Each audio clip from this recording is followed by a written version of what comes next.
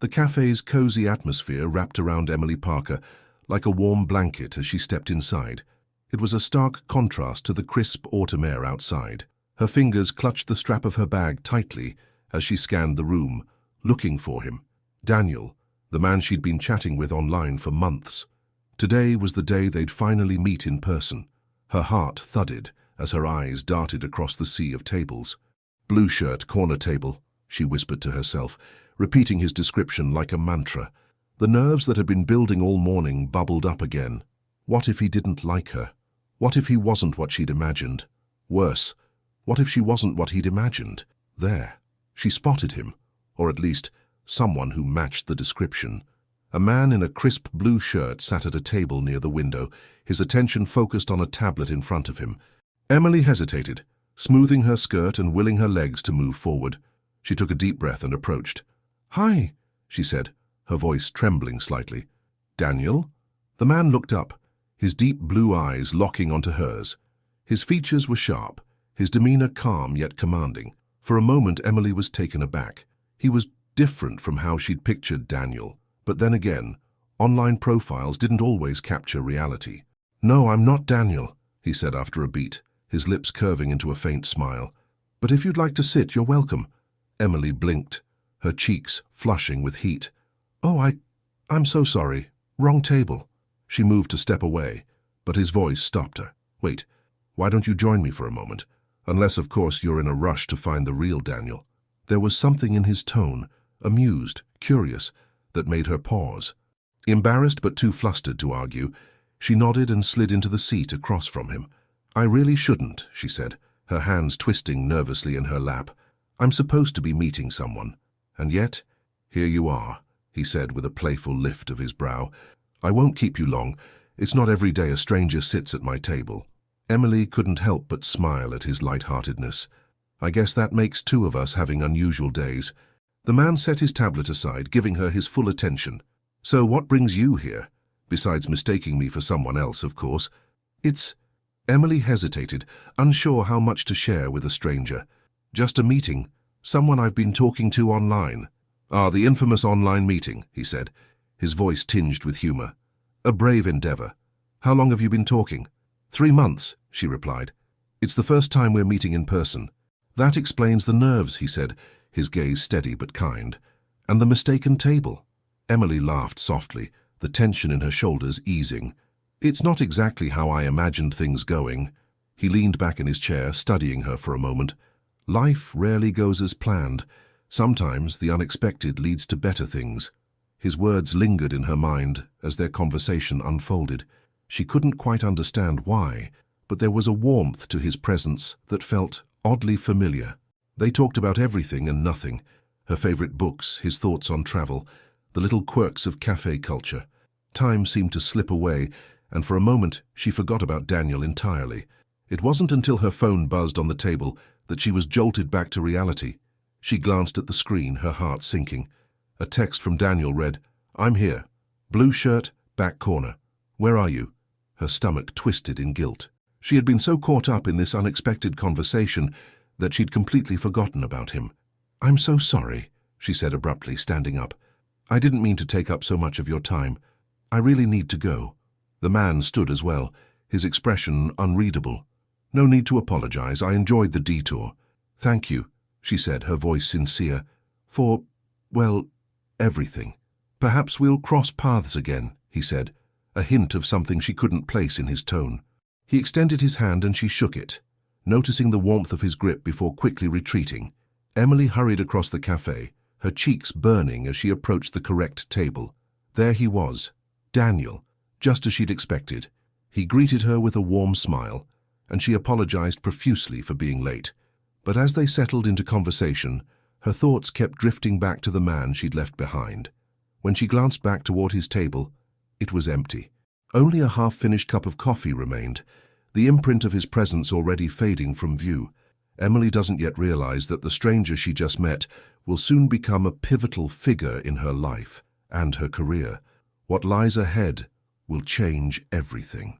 Emily adjusted her bag strap nervously as she stepped into the bright, modern offices of Crestwell Industries on Monday morning. The weekend's events still played on a loop in her mind, leaving her both unsettled and distracted.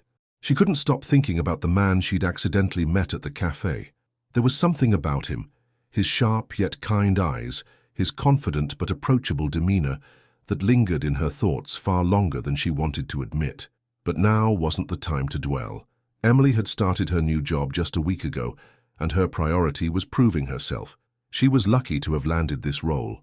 The competition had been intense, and she was well aware of how coveted even entry-level positions were at Crestwell. It was her first step toward a better future, away from the financial struggles that had marked most of her life. As she made her way to her desk, Emily glanced around the bustling office, marveling at the sheer size and sophistication of it all. Everything about Crestwell screamed success, from the state-of-the-art workstations to the panoramic city views through the floor-to-ceiling windows. It was a far cry from the tiny shared apartment she returned to each night.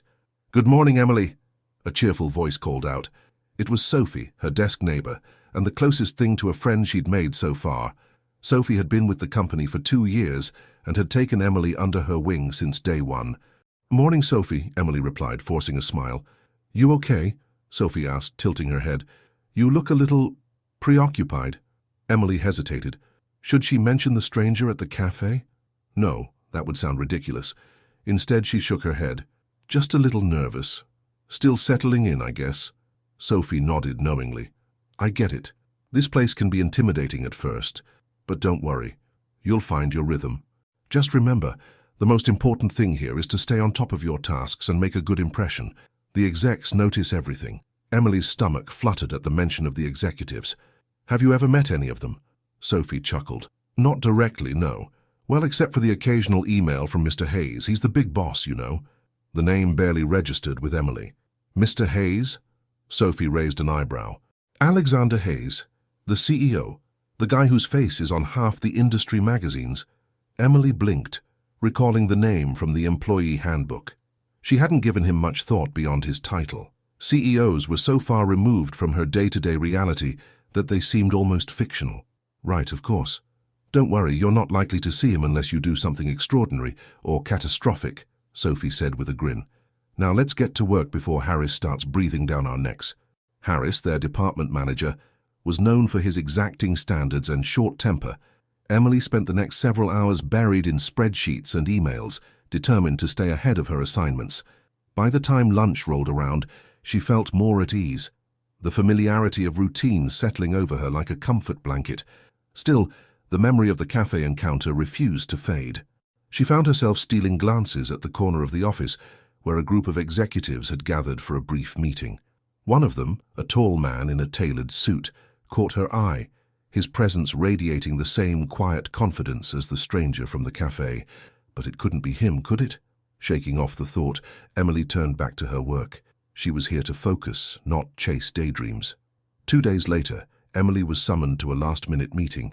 The email had been brief. "Join us in conference room B at 10:30. Bring your current project updates." It wasn't unusual, but the lack of detail left her uneasy. Sophie noticed her fidgeting and offered a reassuring smile. "Relax," Sophie said. "It's probably just Harris wanting to check in. You've been doing great. He won't have anything to complain about." Emily nodded, though her nerves refused to settle. She arrived at the conference room a few minutes early, clutching her notebook tightly. To her surprise, the room wasn't empty. 2 senior managers were already seated, along with a man whose back was turned to her. He stood near the window, his tall frame silhouetted against the cityscape. "Good morning," Emily said quietly, taking a seat. The man by the window turned at the sound of her voice, and Emily's breath caught in her throat.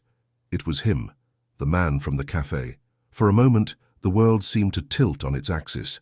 She stared at him, her mind racing. What was he doing here? And why was he in this meeting? Before she could process any of it, one of the managers spoke. "Emily, this is Mr. Hayes." The words hit her like a freight train. Mr. Hayes? Her stomach churned as realization dawned. This wasn't just some charming stranger. This was Alexander Hayes, the CEO of Crestwell Industries, the man who held her entire career in his hands. Alexander's expression remained unreadable, but there was a flicker of recognition in his eyes. He extended a hand to her, his voice calm and professional. "Emily, it's a pleasure to meet you formally.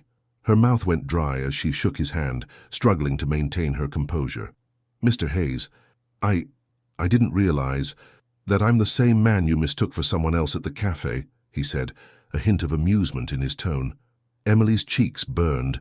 She couldn't believe this was happening. "I'm so sorry about that. I had no idea." "There's no need to apologize," Alexander interrupted smoothly. "It was a memorable meeting. Now let's focus on the matter at hand." The rest of the meeting passed in a blur. Emily did her best to present her updates, but her mind was a whirlwind of emotions. Every time she glanced at Alexander, she felt a mix of embarrassment, awe, and something she couldn't quite define. He was calm, confident, and entirely in control, as though their encounter at the cafe had been nothing more than a passing curiosity. But for Emily, it had been more. And now, knowing who he really was, the memory of that day felt even more surreal. After the meeting, Emily returned to her desk, still reeling. Sophie noticed her pale face and leaned in. "Hey, are you okay? You look like you've seen a ghost." "I'm fine," Emily lied, her voice shaky. "It was just an intense meeting."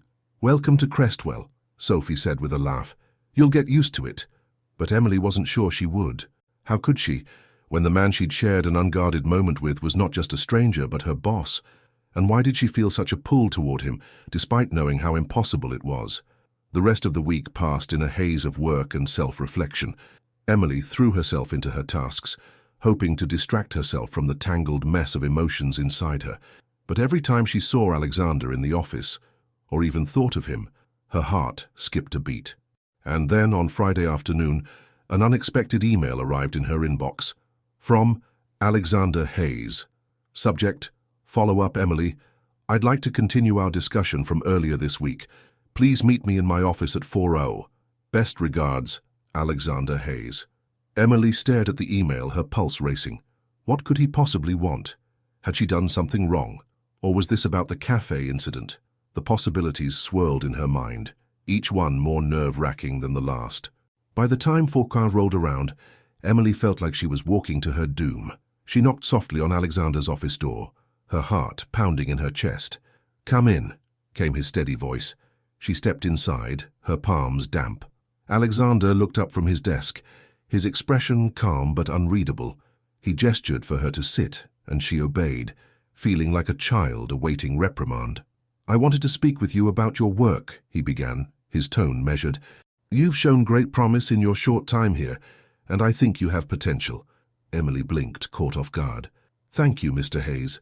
That means a lot." "There's something else," he continued, leaning forward slightly. "Our encounter at the cafe. Do you believe in coincidences, Emily?" The question hung in the air, heavy with implication. Emily's breath hitched as she met his gaze, her thoughts spiraling. Emily is left questioning the nature of her connection with Alexander, unaware of the deeper intentions behind his words. What does he truly want from her, and how will this newfound tension impact her life? The weekend arrived, but Emily couldn't relax.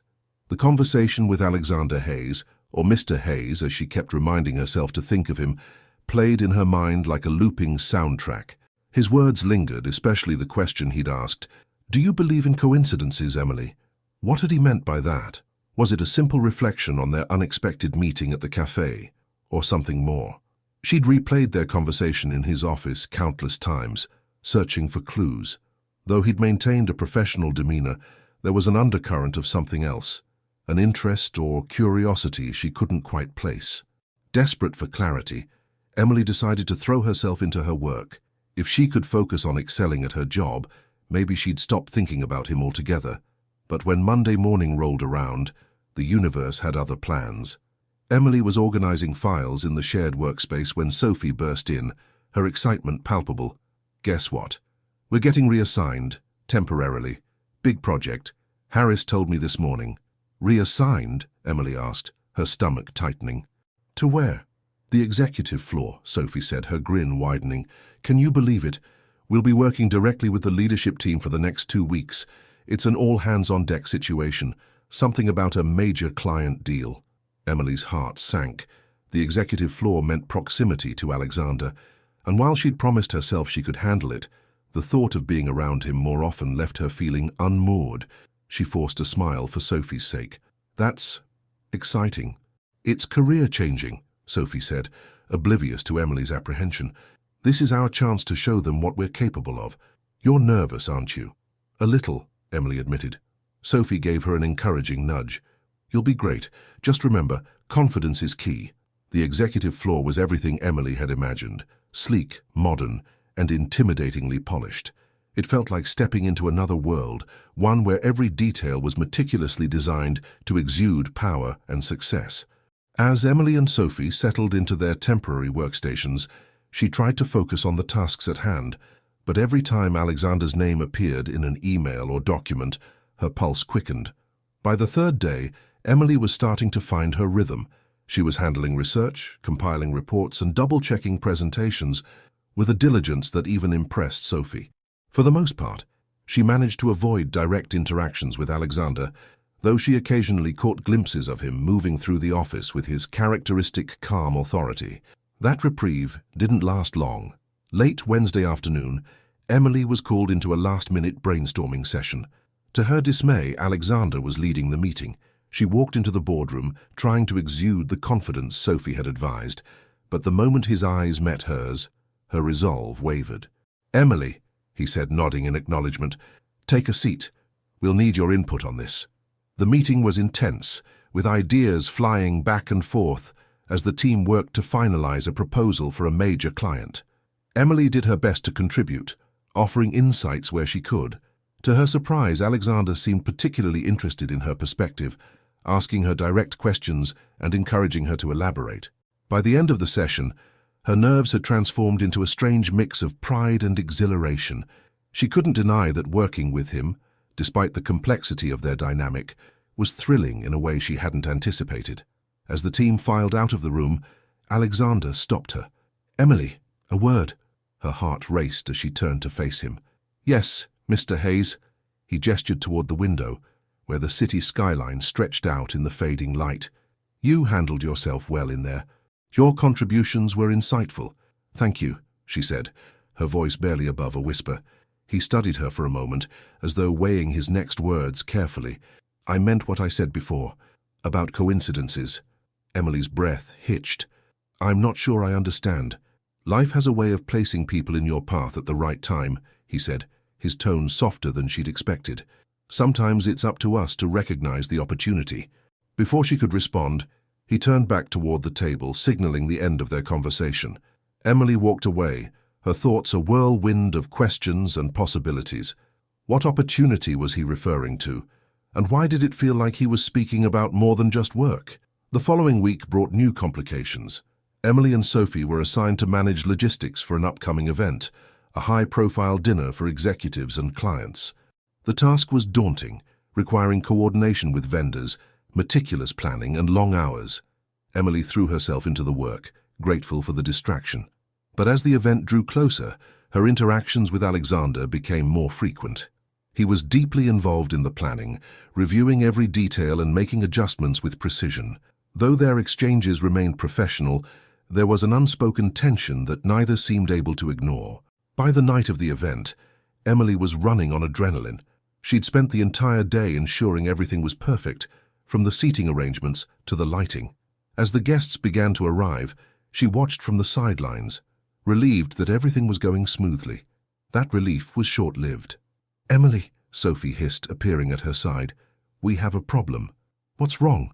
Emily asked, her pulse quickening. "One of the VIP guests had a last-minute cancellation. We need to fill the seat, and Mr. Hayes wants someone from the team to step in." Emily's stomach dropped. "You mean me?" Sophie nodded. "He specifically asked for you." Emily felt a wave of panic. She wasn't dressed for the occasion. Her outfit was professional, but nowhere near the level of elegance required for such an event. More than that, the thought of sitting at the same table as Alexander and his high-powered guests was terrifying. "You'll be fine," Sophie said, giving her an encouraging nudge. "Just be yourself." Before Emily could protest, she was ushered into the dining area. The table was a vision of sophistication, adorned with crystal glasses and floral centerpieces. She took the empty seat, her hands trembling slightly as she placed them in her lap. Alexander was seated across from her, his gaze calm and steady. He greeted her with a small nod, his expression unreadable. As the dinner progressed, Emily found herself drawn into the conversation, much to her surprise. The guests were warm and engaging, and Alexander occasionally directed questions her way, encouraging her to share her thoughts. By the time dessert was served, she felt more at ease, though the undercurrent of tension between her and Alexander remained. When the dinner concluded, Emily excused herself, needing a moment to collect her thoughts. She stepped out onto the balcony, the cool night air a welcome reprieve from the intensity of the evening. She leaned against the railing, staring out at the city lights. "I thought I might find you here," a familiar voice said behind her. She turned to see Alexander, his hands in his pockets as he approached. He stopped a few feet away, his presence both reassuring and unsettling. "Are you enjoying the evening?" he asked. "It's been an experience," she said honestly. "Thank you for including me." He nodded, his gaze searching hers. "You handled yourself well tonight, Emily, but I suspect there's something on your mind." She hesitated, unsure how to respond. Finally, she said, "It's just all of this. Working here, meeting you. It's more than I ever imagined." Alexander took a step closer, his expression softening. "Sometimes, life surprises us in ways we don't expect. You belong here, Emily. Don't doubt that." Her breath caught at the intensity in his eyes. For a moment, it felt like the rest of the world had fallen away, leaving only the two of them standing on that balcony. But the spell was broken when Sophie appeared, her voice breaking the silence. "Emily, there you are. We need you inside." Emily turned back to Alexander, her cheeks flushing. "Excuse me," she said quickly before hurrying away. Later that night, as she lay in bed, Emily couldn't stop replaying the evening in her mind. The way Alexander had looked at her, the things he'd said, it all felt like a puzzle she couldn't quite piece together. But one thing was clear. Whatever was happening between them, it was far from over, and deep down, she wasn't sure she wanted it to be. The tension between Emily and Alexander is undeniable, but their growing connection is fraught with complications. How far is Alexander willing to go to explore what's unfolding between them, and what will Emily risk in return? The days following the dinner event passed in a blur for Emily. Though she returned to her usual tasks, the memory of that evening lingered, vivid and all-consuming. The look in Alexander's eyes on the balcony had been more than professional. It was personal, layered with meaning she couldn't decipher, but couldn't forget. Emily tried to push the moment aside, reasoning that she'd misread the situation. Alexander Hayes was her boss, the CEO of one of the most prestigious companies in the city. There was no place for anything beyond a professional relationship. Yet, despite her best efforts, thoughts of him crept into her mind at the most unexpected times. She replayed their conversations, his subtle glances, his calm confidence, and the way he seemed to see something in her that even she struggled to recognize. That Friday, Emily received an email from the executive office. It was a meeting request for Monday morning, Alexander Hayes' office, 9 a.m. sharp. Her heart sank as she stared at the screen. What could he possibly want? Had she crossed a line without realizing it? Was this the end of her fledgling career at Crestwell? Sophie noticed her distress and leaned over. "What's that look for?" "I've been summoned," Emily said, her voice barely above a whisper. "To Mr. Hayes' office." Sophie's eyes widened. "Oh wow, that's either really good or really bad. What did you do?" "Nothing, at least I don't think I did." Emily's voice wavered. "What if I messed something up? What if I said the wrong thing at the dinner?" Sophie squeezed her arm reassuringly. "Relax. If you'd done something terrible, Harris would have been on your case by now. Just go in there, be professional, and stay calm." Easier said than done, Emily thought. The weekend was a sleepless storm of anxiety and second-guessing. By the time Monday morning arrived, she was a bundle of nerves. Emily stepped into Alexander's office promptly at 9 a.m. The space was as commanding as the man himself. Spacious, minimalist, with floor-to-ceiling windows that bathed the room in natural light. Alexander stood near the windows, his back to her, hands tucked casually into his pockets. He turned as she entered, his gaze steady and unreadable. "Good morning, Emily," he said, gesturing for her to sit in the chair across from his desk. "Good morning, Mr. Hayes," she replied, her voice steadier than she'd expected. He sat across from her, folding his hands on the desk. For a moment he said nothing, simply studying her with an intensity that made her stomach flip. "I wanted to thank you again for your work on the event," he began. "It was a success, and your contributions didn't go unnoticed." Emily exhaled a breath she hadn't realized she was holding. "Thank you. I'm glad everything went well." He nodded but didn't look away. "There's something else I'd like to discuss. Something more personal." Her heart began to race. Personal? What could he mean? "I value professionalism above all else," Alexander continued, his tone measured, "but I also believe in acknowledging the human side of what we do. Emily, our encounter at the cafe wasn't just a coincidence. At least not in how it's unfolded." Emily stared at him, her mind spinning. Was this happening? Was he acknowledging the same connection she'd felt? "I don't know what to say," she admitted, her voice barely above a whisper. "You don't have to say anything," he said, leaning forward slightly. "But I want to be clear, whatever this is, this connection, I won't let it compromise your position here. Your work is what brought you to Crestwell, and it's what will keep you here." She nodded, her emotions a confusing swirl of relief and disbelief. "I appreciate that, Mr. Hayes." "Alexander," he corrected gently. "At least, in this context." Emily hesitated, unsure of how to respond. The boundaries between them felt blurred, fragile yet undeniable. Finally, she said, "Alexander, I don't know what to make of this. You're my boss.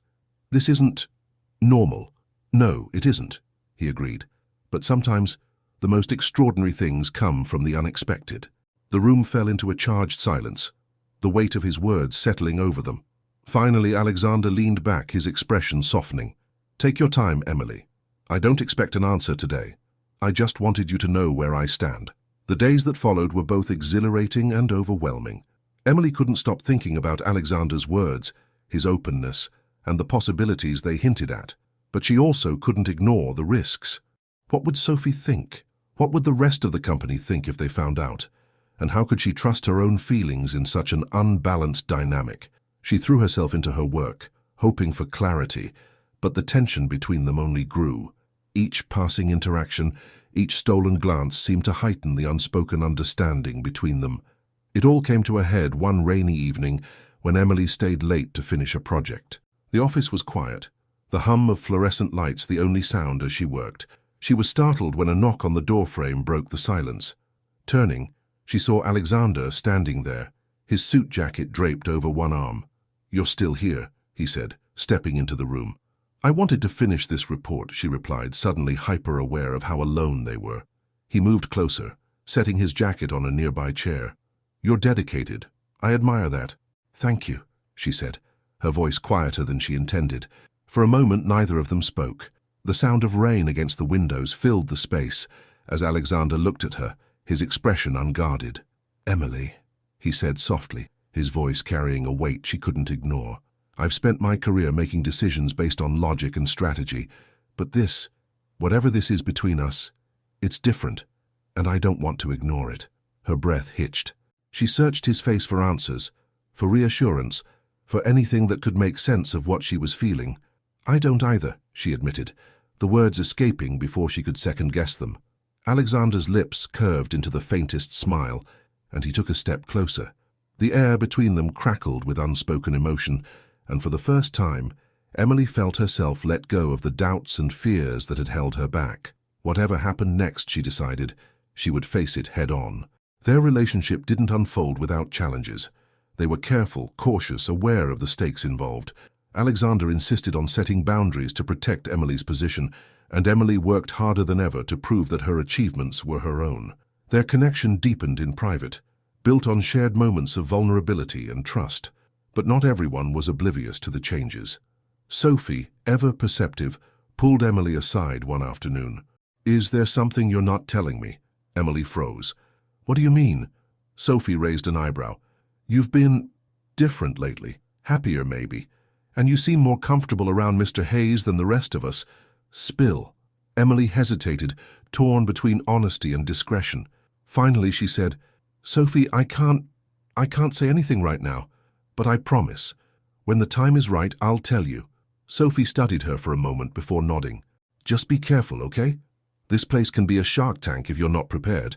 "I will," Emily promised, grateful for Sophie's understanding. Months passed, and Emily's hard work continued to earn her recognition. She was promoted to a role with more responsibilities, and though some whispers about favoritism circulated, her results spoke for themselves. She and Alexander navigated their relationship carefully, mindful of the delicate balance between personal and professional. One evening, as they walked hand in hand through the quiet streets after a late dinner, Alexander stopped suddenly, turning to face her. "What is it?" Emily asked, her heart skipping a beat. "I've been thinking," he said, his tone serious but warm, "about us, about the future." She tilted her head, curiosity and hope mingling in her chest.